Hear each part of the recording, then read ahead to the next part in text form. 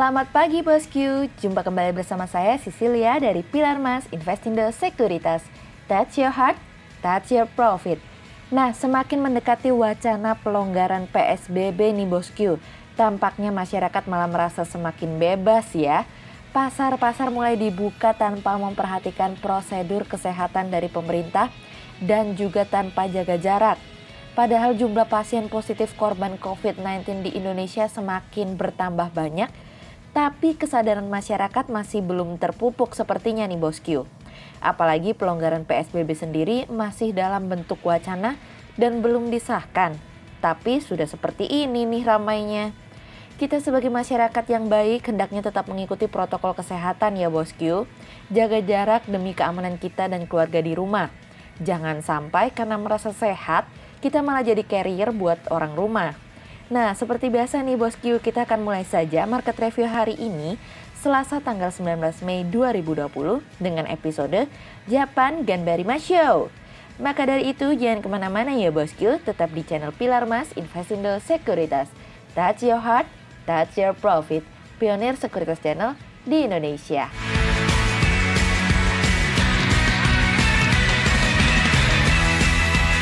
Seperti biasa bosku, kita langsung saja mulai dari Global Economics Calendar.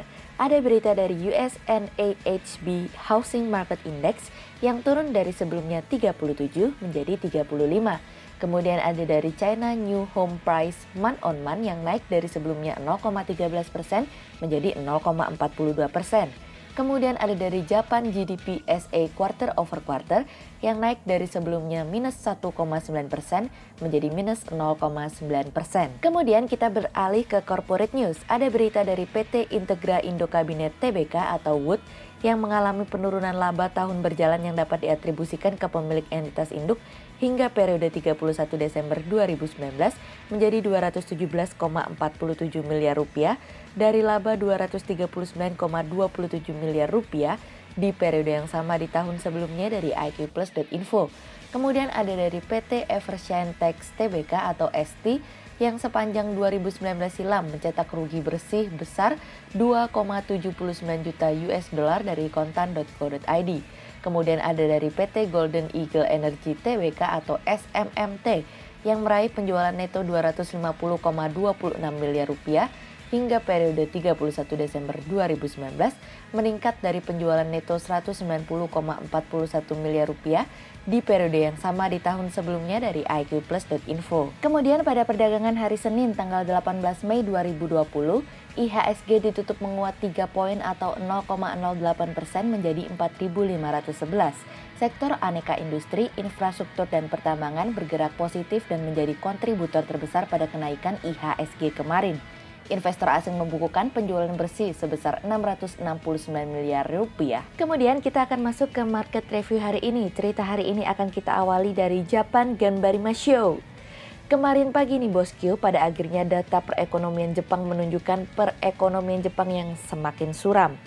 Jepang sebagai negara dengan perekonomian terbesar ketiga tersebut pada akhirnya menyusut kembali hingga 3,4% secara year on year, sehingga hal tersebut menunjukkan bahwa ada kontraksi selama 2 kuartal berturut-turut. Sejauh ini pembuat kebijakan juga harus mempertimbangkan pendekatan yang lebih untuk mendorong perekonomian mereka kembali agar dapat secepatnya mengalami kebangkitan nih bosku. Wabah virus corona telah memberikan tekanan terhadap pembuat kebijakan agar dapat meningkatkan stimulus yang ada. Dan sejauh ini rekor stimulus berada di nilai 117 triliun yen atau 1,1 triliun dolar yang dimana hal ini sudah menyentuh nominal 20% dari GDP Jepang.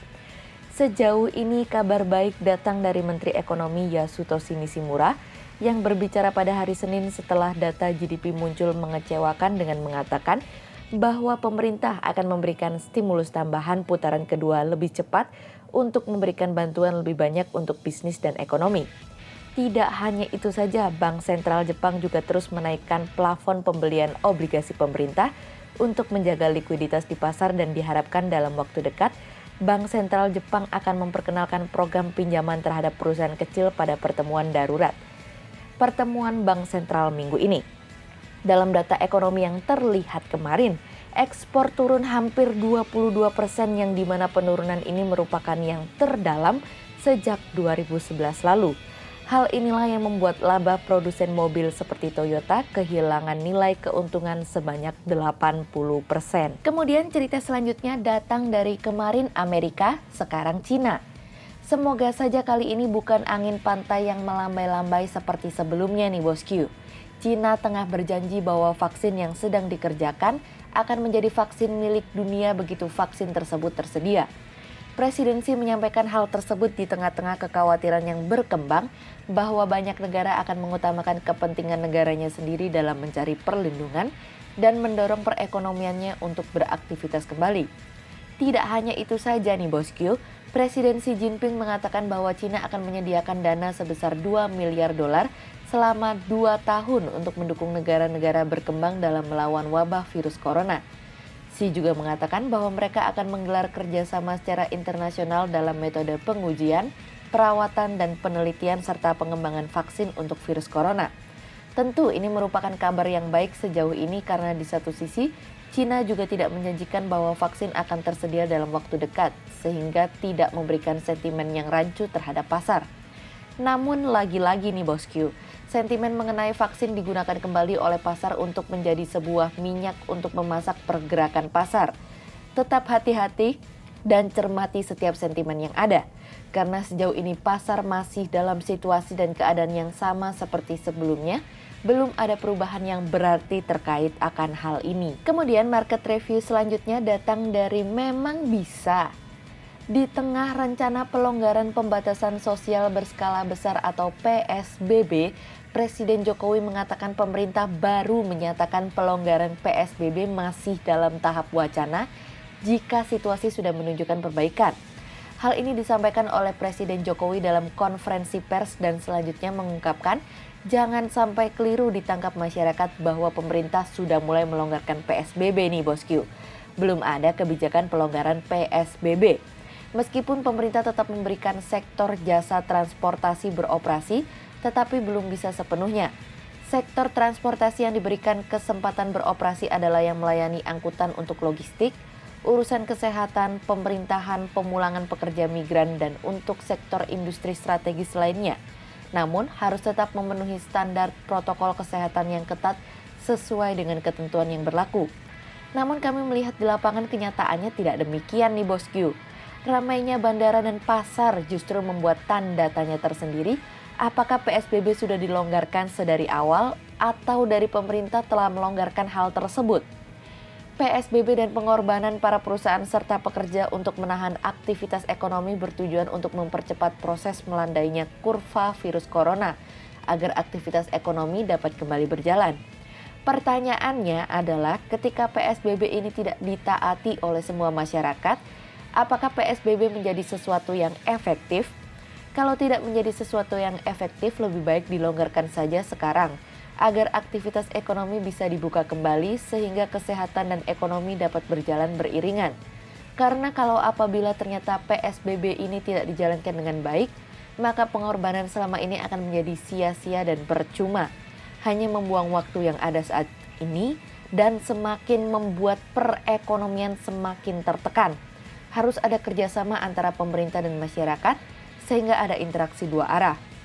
Sehingga berdasarkan technical analisa, kami melihat saat ini IHSG memiliki peluang bergerak variatif dengan potensi menguat dan ditradingkan pada level 4.467 hingga 4.549. Berikut stok quotes Pilar Mas hari ini. Yang pertama ada dari ANTM, kemudian yang kedua ada dari LPPF, dan yang ketiga ada dari PTBA. Berikut kami akan menyampaikan dua saham pilihan Pilar Mas hari ini nih bosku.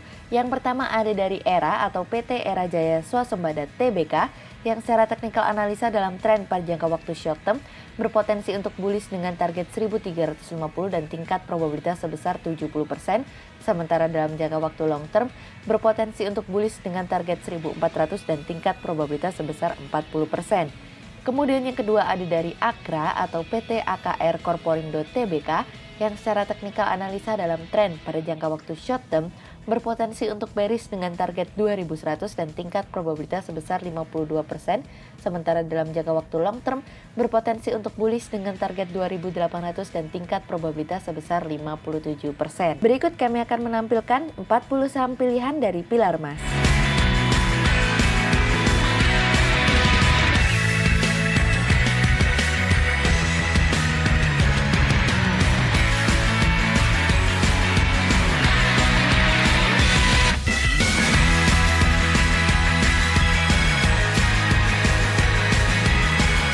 untuk review market kita kali ini ya bosku. Untuk lebih lengkapnya bosku bisa mengklik link di bawah video ini atau bisa juga langsung akses ke website kami di www.pilarmas-investindo.co.id. Dan jangan lupa untuk selalu jaga kesehatan buat para bosku ya. Kita akan bertemu lagi besok pagi untuk market review yang berikutnya. Jadi jangan lupa like, subscribe, dan tonton terus channel Pilar Mas Investindo Sekuritas. Touch your heart, touch your profit. Pionir Sekuritas Channel di Indonesia.